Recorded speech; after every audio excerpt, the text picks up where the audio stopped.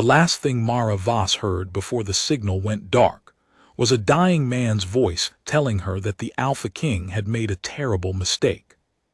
She was sitting in the comms relay station on Outpost Farron when it came through, a fractured, gasping transmission from a council agent named Declan Spare, whose name she barely knew and whose face she'd never seen.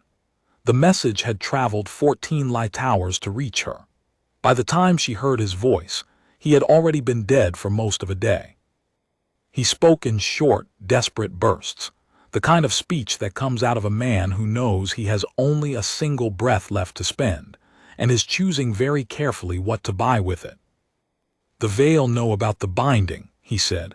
"They found out because he told them. He told them because he wanted to impress the new concubine. You understand, he chose the beautiful Omega, the one with no designation, no rank, no lineage anyone could trace. He thought she was nothing. He chose her and he talked, because powerful men always talk to the women they want to impress. And what he told her, what he gave away, was the only thing keeping us alive." The transmission crackled. Outside the relay station, the red gas giant Farron Prime rolled in slow silence through the dark, indifferent to everything. "Find the real Omega," Declan Spare said.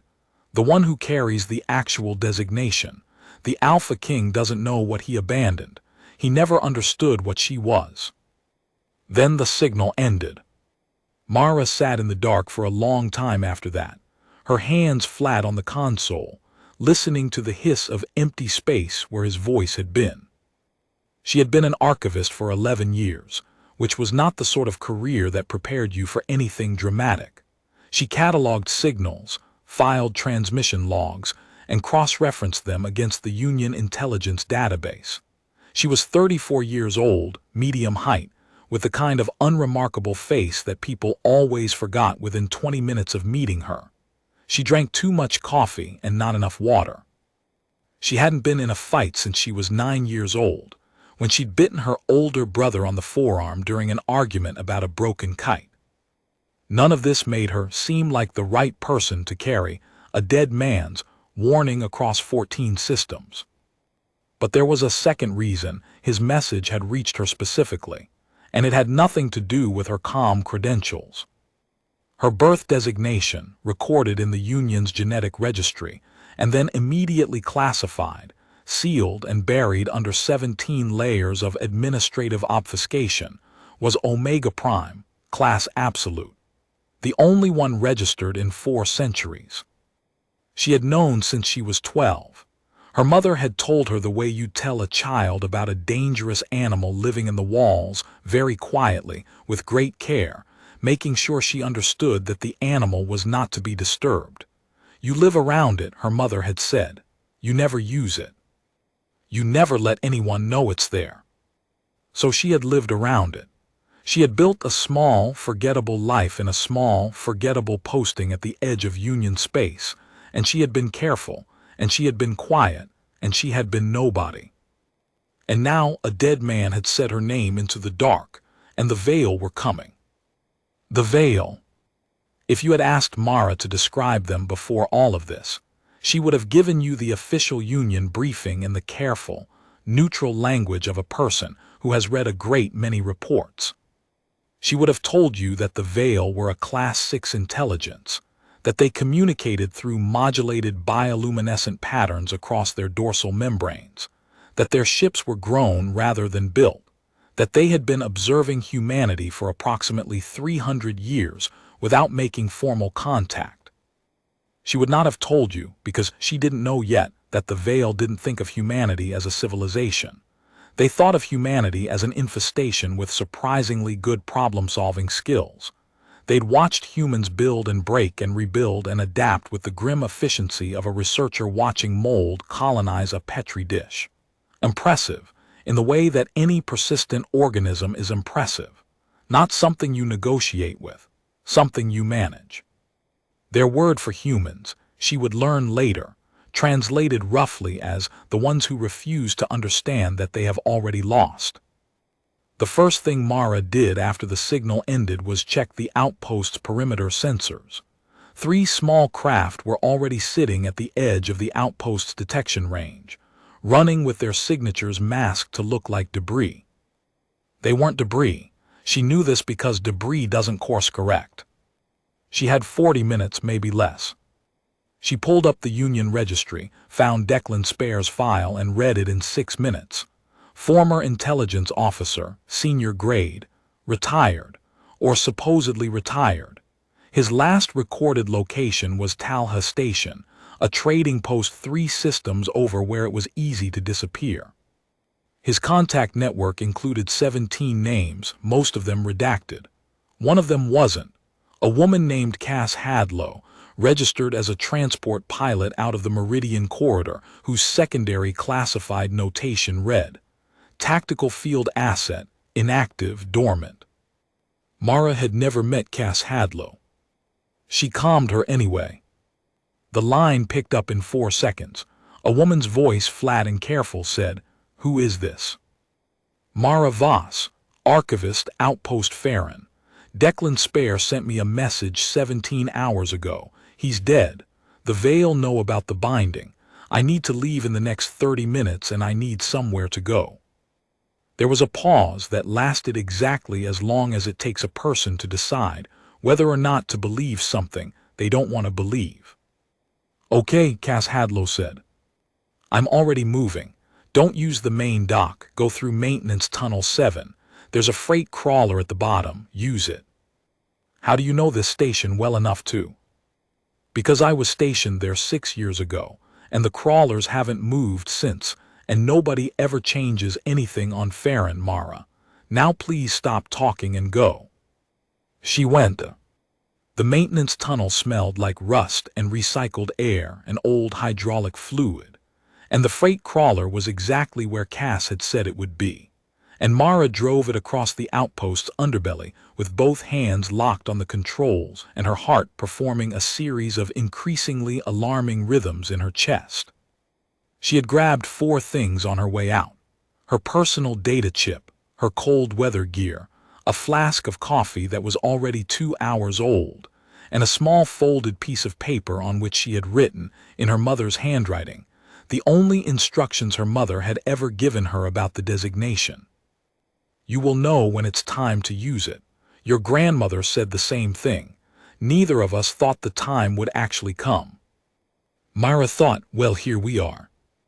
The crawler deposited her at a secondary airlock on the outpost's southern face, and when the airlock cycled open, a battered courier vessel was sitting there with its ramp down, and a woman standing at the top of it who looked like she'd been awake for 3 days and was making peace with a 4th.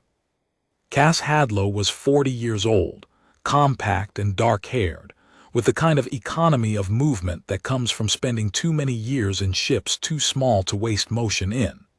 She looked at Mara for half a second with an expression that was difficult to read, then turned and walked back up the ramp without a word. Mara followed. The ship was called the Unverifiable Claim, which Mara thought was either the most honest name for a transport vessel she had ever heard or a very complicated joke. Its interior was cramped and functional, and smelled slightly better than the maintenance tunnel. Cass dropped into the pilot's seat and had them moving before Mara had fully gotten the ramp sealed. "Sit down," Cass said. "Strap in. We're punching out fast." "Where are we going?" "Somewhere I can explain things. Somewhere they won't look immediately." She glanced at her sensors. "They're moving, 3 ships, small, fast. They've been waiting for you to break cover. They thought I'd run sooner. They thought you'd panic. Instead you spent 12 minutes at the registry." Cass's voice was neutral, neither approving nor disapproving. "Smart, or frozen, hard to tell from outside." "A little of both," Mara said honestly, and strapped herself in. They came out of the first jump into a debris field called the Arakan Scatter, which was dense enough to make active scanning difficult and navigable only if you had done it before. Cass had done it several times, apparently. She moved through the field with the casual precision of a woman parallel parking a vehicle she'd driven for 20 years. "Tell me what Spare's message said," she said. Word for word if you can. Mara told her. Cass listened without interrupting, her eyes moving between the navigation display and the sensor readout, and the debris field in a way that seemed to involve no spare attention for anything else. And yet when Mara finished, she responded immediately. The beautiful Omega, she said. That's Sarath Ilan. The Alpha King took her into his household 6 months ago. She's Veil bred. The cold that settled through Mara then was a different kind than she'd felt in the maintenance tunnel. That had been fear of movement, of being caught.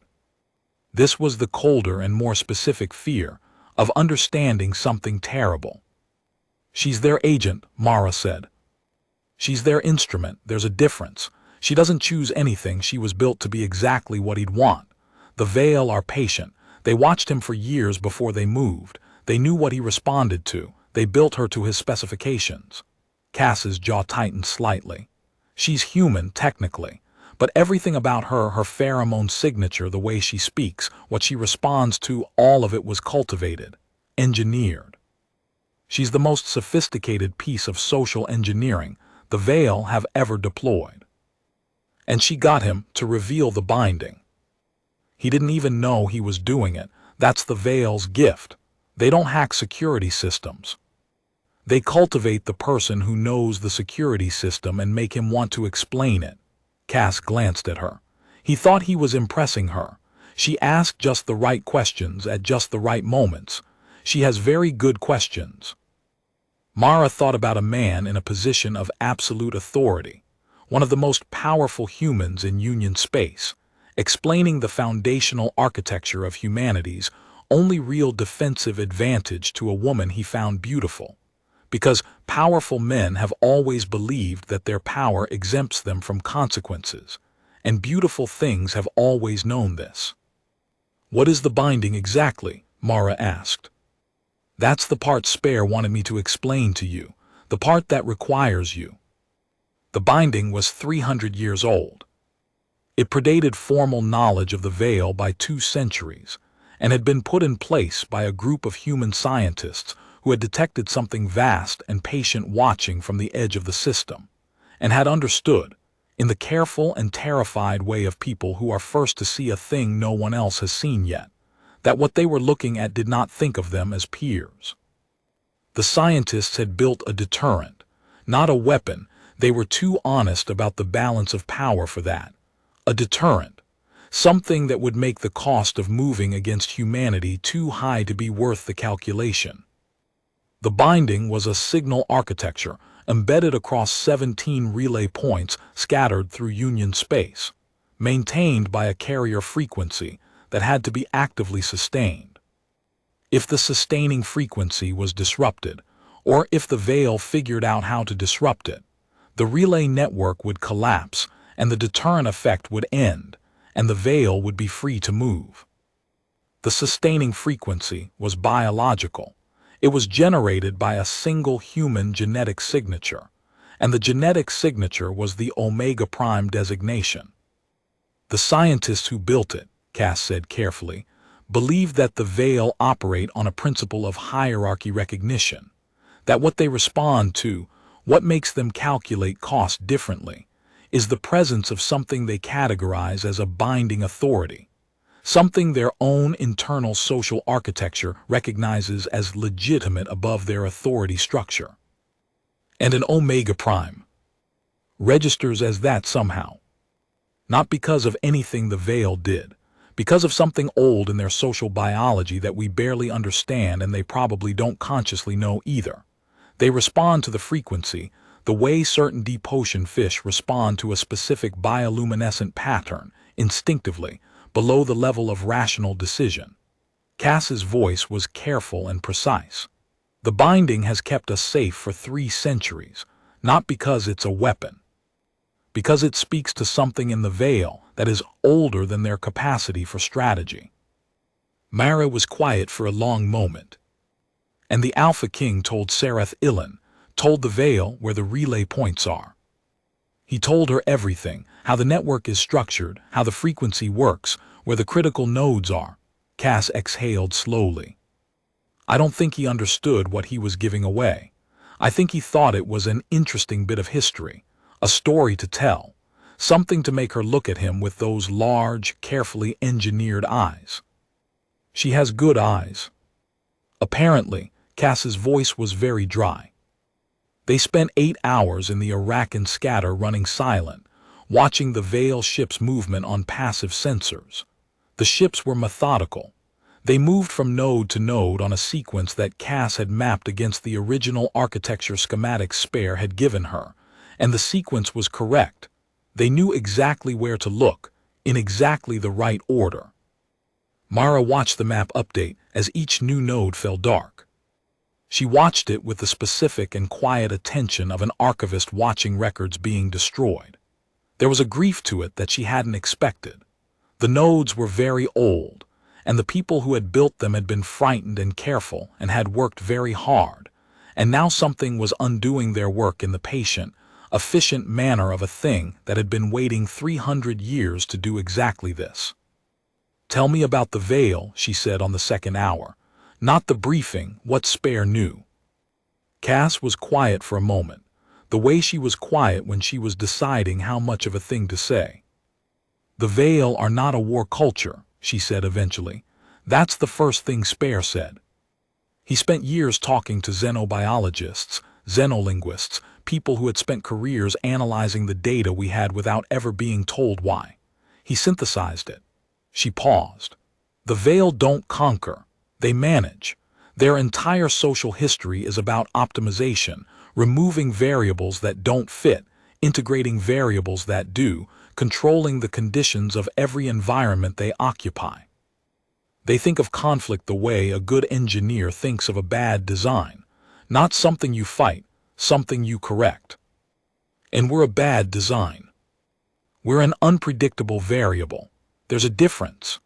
Cass pulled up a secondary display, old data, low resolution, the kind that had been processed and reprocessed so many times the original signal was barely visible beneath the analysis. What they observed in 300 years of watching humanity was not a civilization following a predictable trajectory. What they saw was a species that failed catastrophically and repeatedly, and kept finding new ways to survive the failures. That's not something their models account for well. Optimization assumes a consistent enough system to optimize. We keep changing the system. And the binding. The binding doesn't scare them. That's important to understand. It's not fear that keeps them from moving.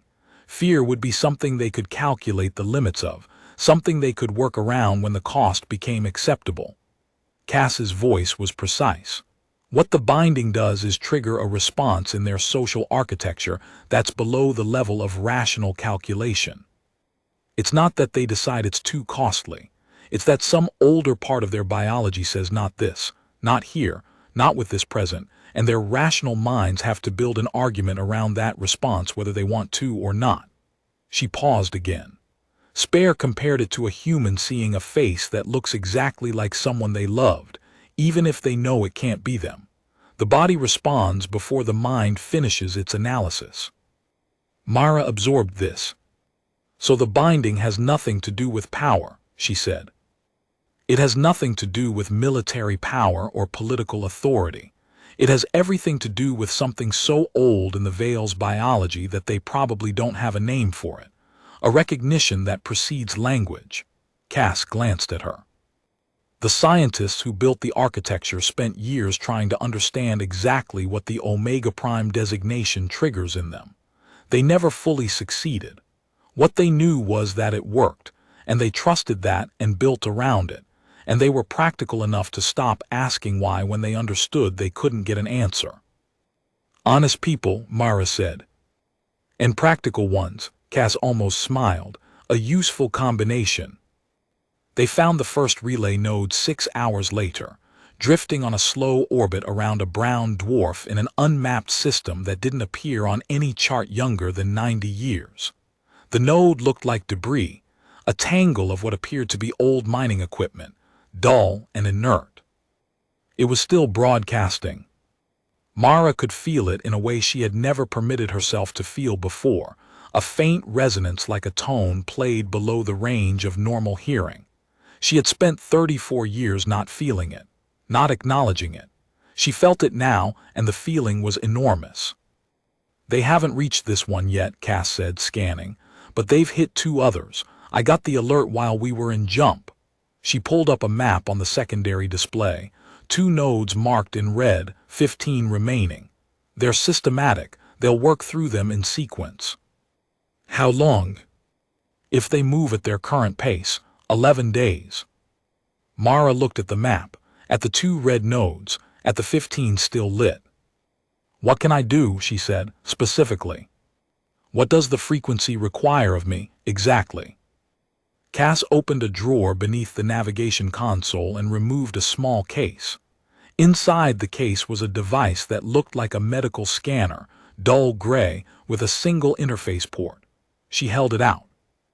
The original scientists built an interface into the architecture, a way to manually rebroadcast the sustaining frequency from any location using a direct biological connection. She paused.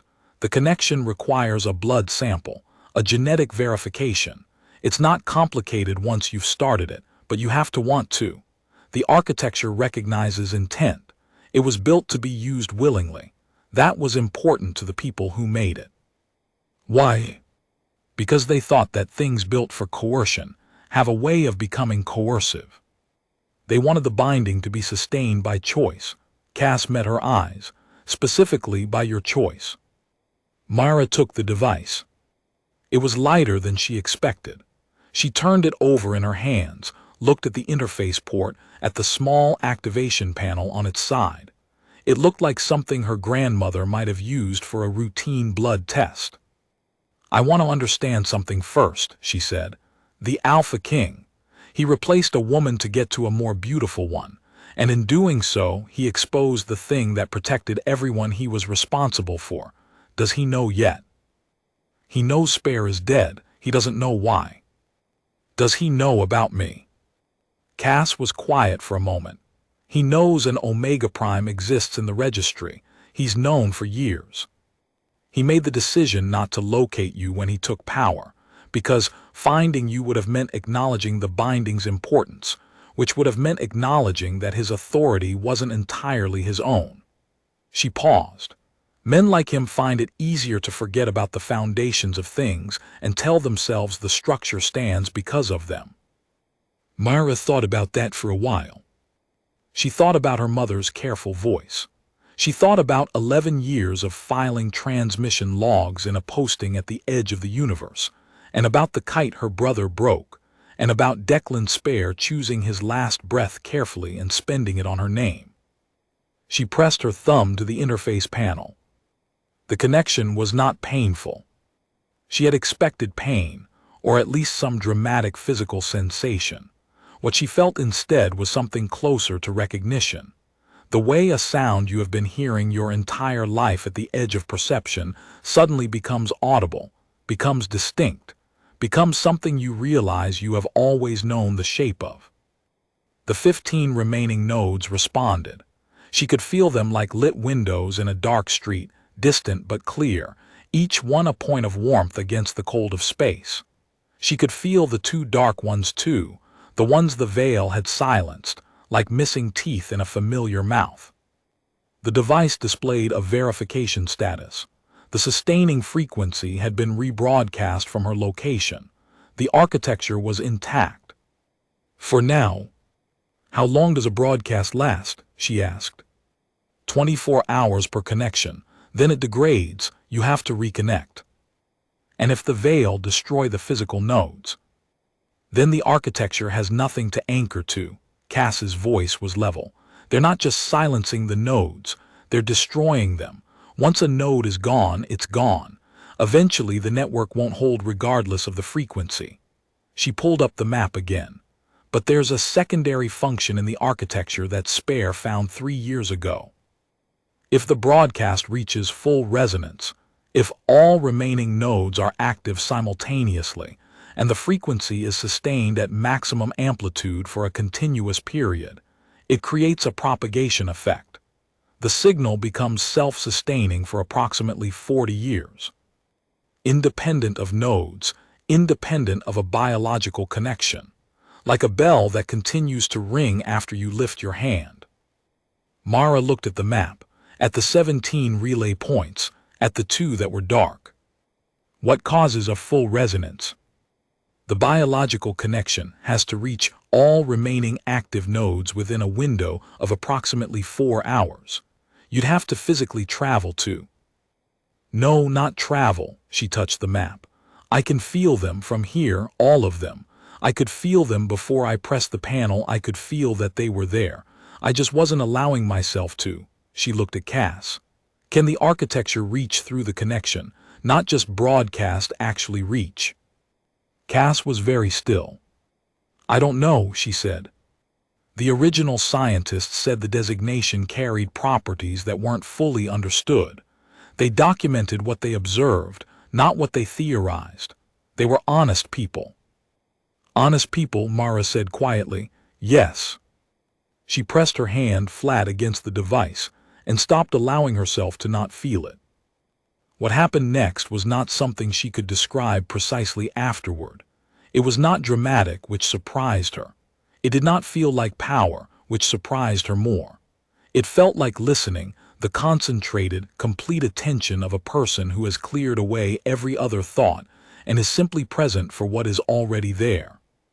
She could feel the 15 nodes. She reached toward each of them in turn, not physically, but in whatever way the architecture permitted, some quality of attention that the frequency recognized and responded to. She felt each node register the contact, felt them resonate. The Veil ships that were moving toward the 3rd node on their list stopped moving.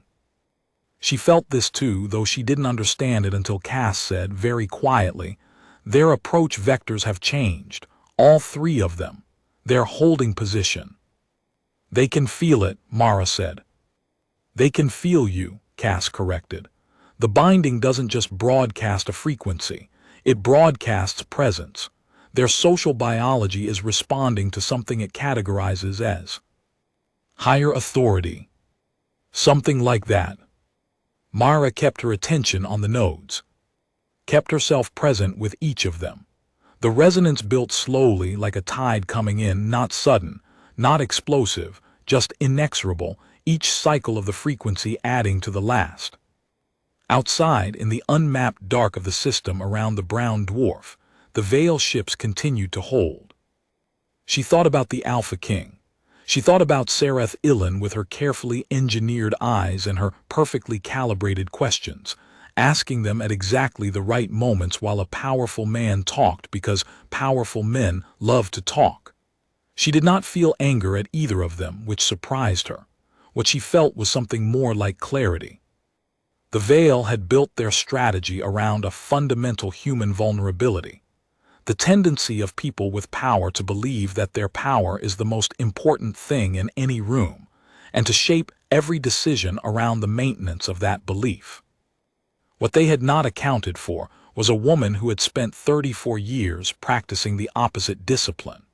A woman whose entire existence had been structured around the habit of believing that the most important thing in any room was never her. This was the thing that the Alpha King had never understood, and that the Veil had not modeled for, and that the original scientists had understood from the beginning. The binding was not about power. It had never been about power. The Veil had a great deal of power, more than humanity, measured by any conventional metric. They were older and more numerous, and had been traveling between stars for longer than humans had been building cities. If the binding had been a power contest, it would have ended before the 3rd decade. What the binding was about was presence, not authority, not strength, not the kind of status that could be conferred or revoked by a hierarchy. Something older. The scientists had stumbled into it accidentally, the way scientists sometimes stumble into the true thing by approaching the approximate thing from the right angle. They had been looking for a deterrent, and they had found something more fundamental. A way of speaking to the Veil in a language that existed before either species had developed language, before the concept of deterrence or negotiation or calculation had been available to either of them. They had found the thing underneath. And the thing underneath responded to presence, to attentiveness, to the quality of being entirely, genuinely here, which was the opposite of what the Alpha King had been doing when he told Sareth Ilan about the binding's architecture. He had been performing, impressing, looking at himself from outside and approving of what he saw. You could not hold a resonance from that position. You could not sustain something as old as the frequency from the self-regarding distance of a person who is always watching their own performance. You could only do it by being entirely in the moment, entirely present with the work, entirely free for those 47 minutes of any consideration of what it meant or what it cost or what it said about you. Mara had been practicing this particular discipline for 34 years without knowing what it was for. She thought, while she held the resonance, about the structure of the thing she was holding. The nodes were not passive receivers. She could feel that now, could feel the way each one was not just catching the frequency but actively participating in it, amplifying it back in a way that built on itself. They had been built with something like intelligence, not the problem-solving intelligence of a computer, but the structural intelligence of something that knew what it was for and oriented itself toward that purpose. Like a tuning fork that had been waiting 3 centuries for the right tone to strike it and had been very patient about the wait.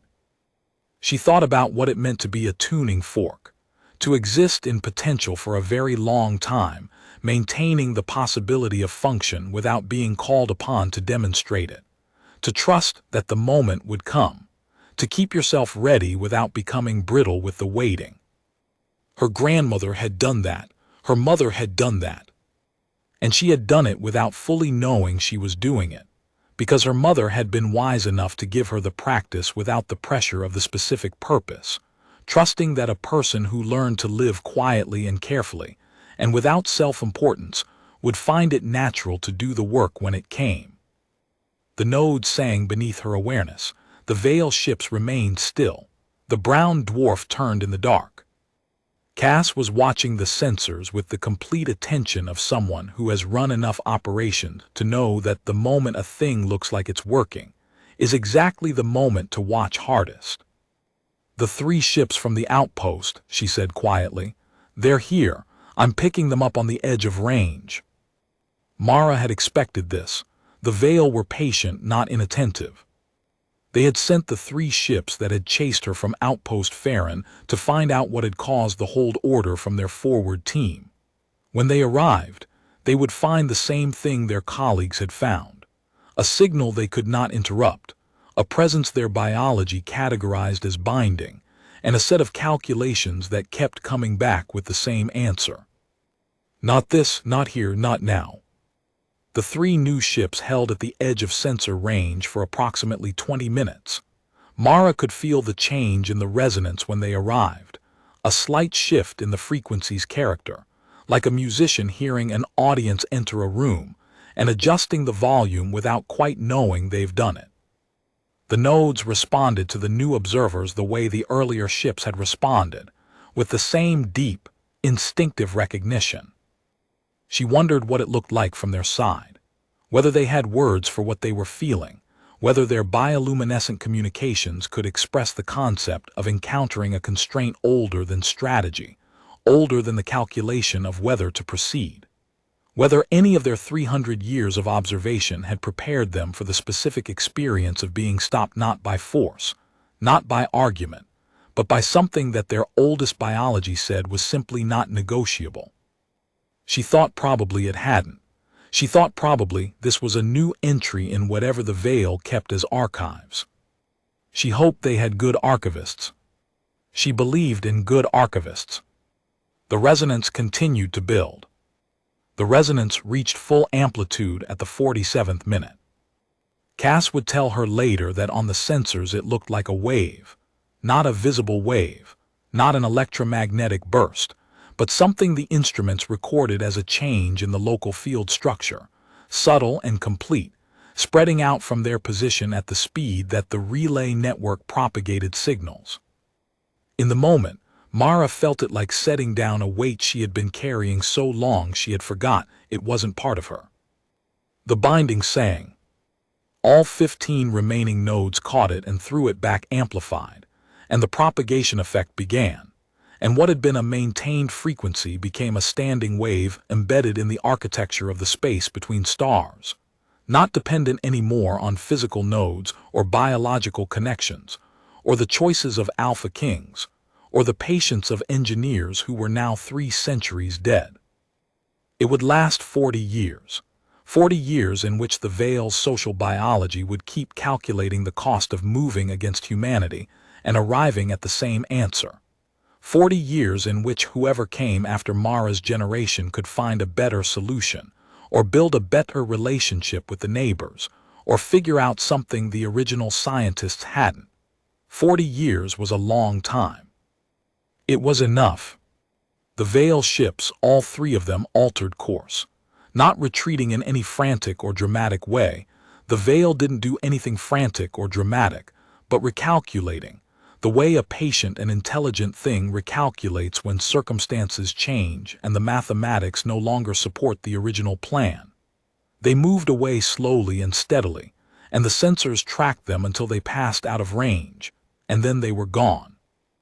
Mara sat for a long time afterward with her hand still resting on the device, not quite ready to lift it. Cass poured 2 cups of something that was emphatically not coffee.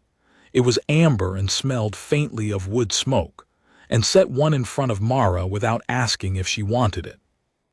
"The Alpha King is going to want a briefing," Cass said. "I know. He's going to want to know everything. About the binding, about you, about what happened today. He'll want to understand it, control it, make it part of his authority structure." "I know. What are you going to do?" Mara thought about this. She picked up the cup and drank. Whatever the liquid was, it was warming in a way that started in the center of the chest and moved outward, which was exactly what she needed. "I'm going to tell him what he needs to know," she said, "which is less than what he'll want to know, and I'm going to be very clear about certain things, and I'm going to be very careful, and I'm going to be patient." She paused. He chose someone he thought was nothing. He was wrong about that. He got lucky, in the end luckier than he deserved. "I'd like to make sure he understands the distinction." Cass was quiet for a moment, then she said, "He's not going to like that." "No," Mara agreed, "he won't." A small silence settled between them. Outside, the brown dwarf turned on its slow, enormous axis, indifferent and permanent. The debris field drifted. Somewhere in the dark between stars, the binding sang its quiet, continuous song to whatever was listening, holding the line with the patient authority of something that had been placed there by careful people who understood that the most powerful things are rarely the loudest. "For what it's worth," Cass said, "I'm glad Spare found you." Mara looked at the device in her hand, at the small panel with her thumbprint still faintly visible on its surface. "I'm glad he talked to someone before he died," she said. "He was a careful man. Careful men make sure things are passed on." She set the device down on the console, gently. "Now," she said, "can you make this ship go faster? I want to be somewhere with better coffee before I have to think about the Alpha King." Cass laughed. It was a short, surprised sound like something she hadn't done in a while. She turned back to the controls. The unverifiable claim accelerated away from the brown dwarf, and Mara Voss leaned back in the co-pilot's seat with the amber liquid warming her chest, and let herself be nobody for a few more minutes before the rest of it began. Word reached her 20 hours later that Sereth Ilan had been removed from the Alpha King's household. The official record listed no reason. It listed no destination. She simply wasn't there anymore, and the Alpha King's household moved on with the smooth, adaptive efficiency of systems designed to pretend that things which inconvenience them never existed. Mara filed the notification in a new archive folder she labeled, "Reference, Things That Were Consequences." She was going to have a great many files in that folder before everything was done. The official briefing was scheduled for 11 days out, at a facility called the Accord Point, a diplomatic station in the neutral center of Union space, the kind of place that was nobody's home territory, and therefore everyone's preferred ground for conversations they needed to have without admitting they needed to have them. She had 11 days to think about what she wanted to say and how she wanted to say it. She spent the first 3 sleeping more than she had slept in a decade. The body, she discovered, keeps its own accounting of what things cost and presents the bill on a delay. She slept 8 hours, then 10, then 12, and woke each time with the same gray ceiling above her and the same soft vibration of the ship's drives and the same faint awareness of the binding, still ringing, somewhere behind them in the dark. The next 3 days, she helped Cass navigate a route through 3 systems that kept them off any predictable path, which meant a great deal of time in the co-pilot's seat watching numbers that meant nothing to her, and occasionally being asked to hold a heading while Cass slept. She held it. It turned out to be not so different from any other kind of careful maintenance. The remaining 5 days she spent preparing notes on a small handheld that she reviewed every morning the way her mother had once reviewed her lists. She had inherited this habit without meaning to, the morning review, the careful check of what still needed doing, the satisfaction of moving something from the open column to the closed. She thought a great deal during those 5 days about Declan Spare. She had never met him. She knew him only from his file and from the sound of his voice in what turned out to be his last hour, careful and precise, and choosing each word the way a person chooses footholds on uncertain ground. She had pulled every record of his career she could access, which wasn't much. Intelligence officers at his level had thin paper trails by design. What she could see was a man who had spent 40 years inside the most opaque parts of the Union's information structure, and who had spent the last 5 of them not retired at all but quietly making sure that a single chain of responsibility did not break before it was needed. He had found Cass. He had taught her the architecture. He had maintained the contact list.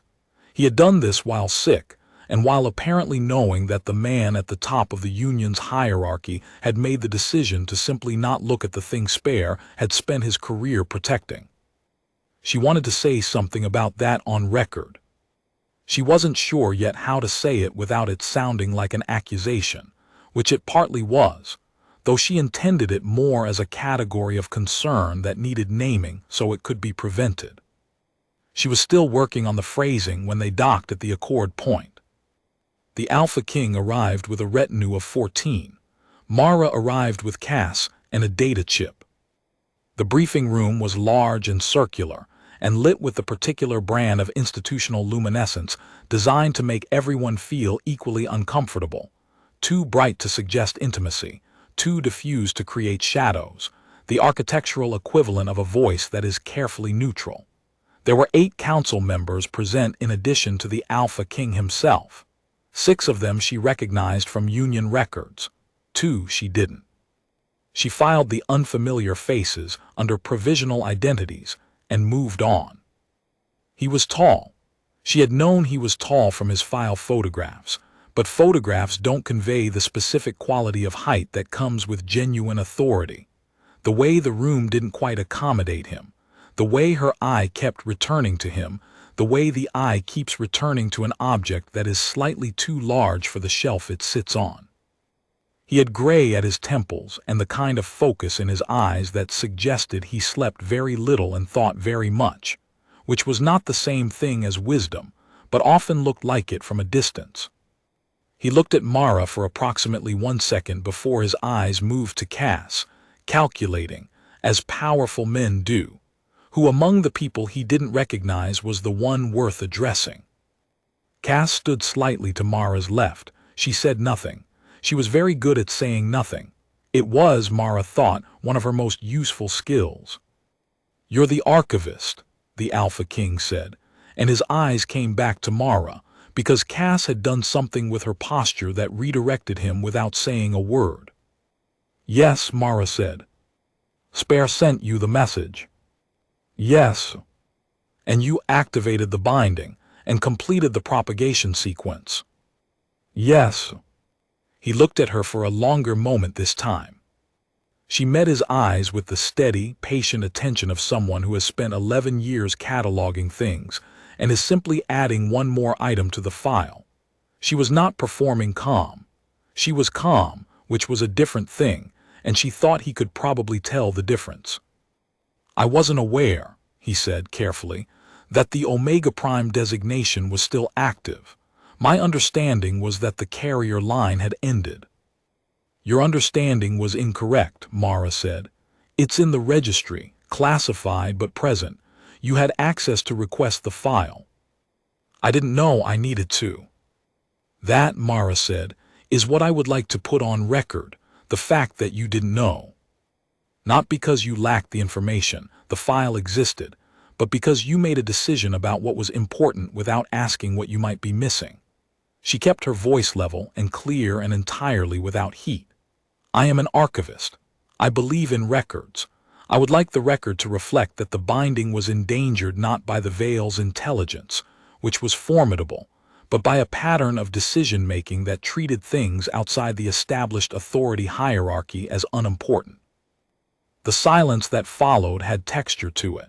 She could feel the 8 council members registering it in different ways, some with recognition, some with discomfort, 1 or 2 with the focused attention of people who have been waiting for exactly this to be said in exactly this kind of room. You're saying this was my fault, the Alpha King said. His voice was still even. She respected that. It was harder to keep a voice even when a thing that has been true for a while is being said out loud for the first time. I'm saying this was a failure of information architecture, Mara said, which is my area of expertise. The binding sustaining mechanism was classified at a level below your standard briefings because the original designers believed it was safer that way, that the less widely known the architecture, the harder it would be to exploit. They were correct about that logic. What they didn't account for was that the mechanism would eventually become unknown even to the people who needed to know it. She paused. Sarath Ilan asked you the right questions because you didn't know there were wrong questions. You didn't know what you were protecting because the thing you were protecting had been made invisible. Another silence, longer this time, with more things moving through it. And what? One of the council members asked. A woman with silver hair and the careful eyes of someone who has survived many briefings by listening more than she spoke. Are you proposing? Proper classification structure, Mara said. Need to know that actually includes the people who need to know. A system of redundancy that doesn't rely on a single contact chain.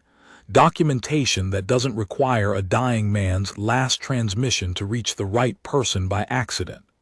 She placed the data chip on the table. I've drafted a preliminary framework. I'm an archivist. This is what I do. The silver-haired council member picked up the chip with the unhurried deliberateness of someone who has learned to be careful with things that are handed to her. The Alpha King looked at Mara for a long, considering moment. His expression was not simple. There were several things moving across it, and not all of them were comfortable. He was not a stupid man. She had known this from his file, and it was confirmed by the fact that he was not arguing. Stupid men defend themselves immediately. Intelligent men in the wrong take a moment to verify that they are in the wrong before they decide how to respond. The propagation effect, he said finally. 40 years. Approximately. And after 40 years. We'll need to ring the bell again, Mara said, or find a better solution. 40 years is a long time to work on a better solution. And you would be. I'll still be alive in 40 years, Mara said. If the situation requires it, I'll still be here. She said it simply, without drama or weight, the way she said most things. It landed in the room the way simple, quiet, certain things tend to land cleanly, without room for argument, with the finality of a thing that has been true for a long time and has finally been permitted to be said. A council member she hadn't recognized spoke for the first time, a man older, with the specific stillness of someone who has held positions of genuine power for long enough that he no longer needs to perform his authority. The Veil. Are they likely to make another attempt within the 40-year window? They're patient, Mara said. They won't attempt anything while the propagation effect holds. They'll wait and they'll recalculate and they'll look for a different approach. Whether that approach exists, I don't know. What I know is that whatever approach they find, we are significantly better positioned to respond to it if we have working information architecture than if we don't. She met his eyes. The Veil's greatest advantage against us was never their technology or their patience. It was our habit of treating the things that kept us safe as unimportant, because they had been working for so long that we'd forgotten they needed maintaining.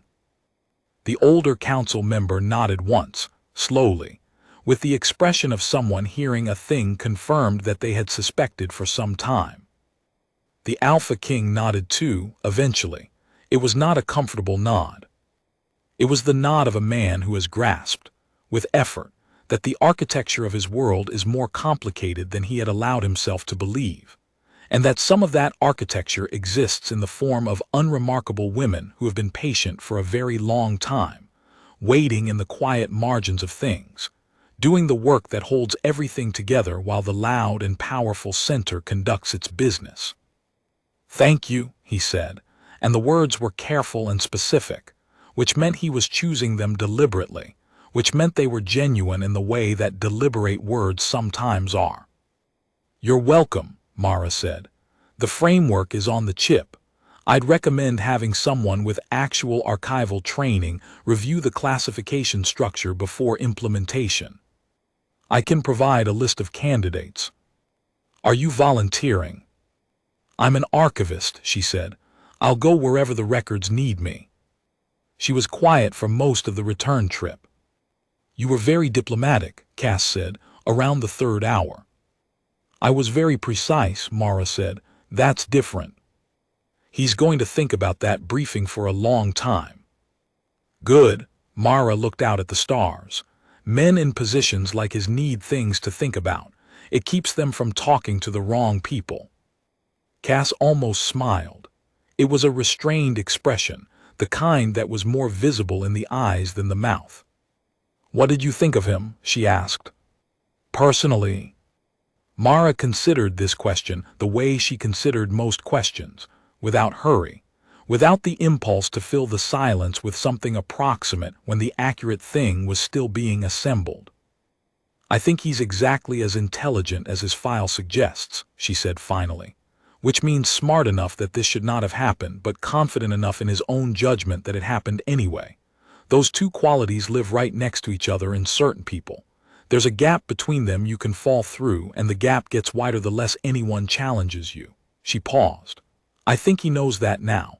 I think knowing it is going to be uncomfortable for a while. That seems appropriate. The comfortable ones never learn anything." "No, they don't." Mara looked at the data chip reader on the console, which was still registering the chip she'd handed to the council as present in the briefing room's archive. "What bothers me is not him specifically. He's one person who made a specific kind of mistake under specific conditions that we can document and address. What bothers me is the conditions themselves. The way the architecture was structured to keep its most important element invisible, and how that invisibility, which was supposed to be a protection, became the vulnerability." She watched the reader. Spare understood this. He spent the last 5 years of his life trying to create redundancy around a single point of failure that should never have been a single point of failure. He was right that it needed doing, and he was right that he was the only person doing it, and he was also right that it wasn't enough. "It was enough," Cass said quietly. "You're here." "I'm here because he built the one redundancy he could, a single contact chain, with you at one end and me at the other, with just enough information at each node to pass the task along when the moment came." Mara was quiet for a moment. That worked. This time, by the smallest possible margin. A different failure mode if he died a day earlier, if his transmission had been blocked, if you'd been one system farther away, and it doesn't work. "I know." So we build better, Mara said. That's what the framework is, not because what Spare did was wrong. It was the best thing available to him under the conditions he was working in. But we have the chance now to build conditions that don't require a dying man to run a relay chain across 14 light towers in the hope that the right person is listening. She looked at Cass. That's worth doing. Not instead of what Spare did, because of what Spare did. Cass was quiet for a moment in the way she was quiet when she was absorbing something she already knew, but hadn't quite heard put that way before. He'd have liked you, she said. He trusted me before he'd met me, Mara said. That's a different kind of liking. I respected him without meeting him. I think that's probably the better version. She looked out at the stars again. I'm going to file a formal commendation, posthumous. It won't do him any good, but it'll be in the record, and records persist. Even when no one reads them. Especially then. What did you think of him? Cass asked. Personally. Mara considered this. I think he's exactly as smart as his file suggests, she said, which means smart enough to have not done this but confident enough in his own judgment that it happened anyway. The two things live right next to each other in certain people. There's a gap there you can fall through. She paused. I think he knows that now. I think knowing it is going to be uncomfortable for a while. That's appropriate. The comfortable ones never learn anything. No, Mara agreed. They don't. She thought about what it had cost Declan Spare to spend 40 years inside a system run by exactly that kind of comfortable certainty, keeping a secret that the man at the top had decided not to ask about, building redundancies around a critical point of failure that should never have been allowed to become critical in the first place. She thought about what it cost to do that work invisibly, without credit, knowing that the invisibility was the point. She thought about the original scientists. She thought about her grandmother and her mother. She thought about all the careful, patient people who had carried things in the quiet margins of history, doing the maintenance work that made everything else possible, never appearing in the records that powerful men read because their job was to exist in the records that powerful men didn't. There was a phrase her mother had used sometimes, when Mara was small and frustrated at the particular helplessness of being a child who understood things but could not act on them. The work you're doing when you're waiting is still work. She understood that better now than she ever had. Because things on record persist, even when no one is reading them, even when they are buried under 17 layers of administrative obfuscation. They persist the way the binding persisted, quietly, continuously, waiting for the moment when someone needs to know. 300 years ago, a group of careful and terrified scientists had seen something vast and patient in the dark, and they had built a thing designed to be sustained by willingness, and they had trusted that eventually someone willing would come along. It had taken 3 centuries, a dying man's last breath, and a woman who had spent her entire life learning how to be patient with exactly the kind of dark that most people find unbearable to look at. But it had worked. That was the thing about humans, Mara thought, watching the stars slide past the viewport as the unverifiable claim moved through the dark between systems. Not the big dramatic moments, the Alpha Kings and their grand strategies, the Veil and their centuries of patient calculation. The thing about humans was the small, quiet, persistent ones, the archivists, the relay techs, the transport pilots who knew which maintenance tunnel led to which crawler, the careful people who filed things and noted things and passed things on, and trusted that the people who came after them would know what to do with what they'd left. The ones who refused to understand that they had already lost. That was what the Veil had never quite managed to model, the deep stubbornness of the unremarkable.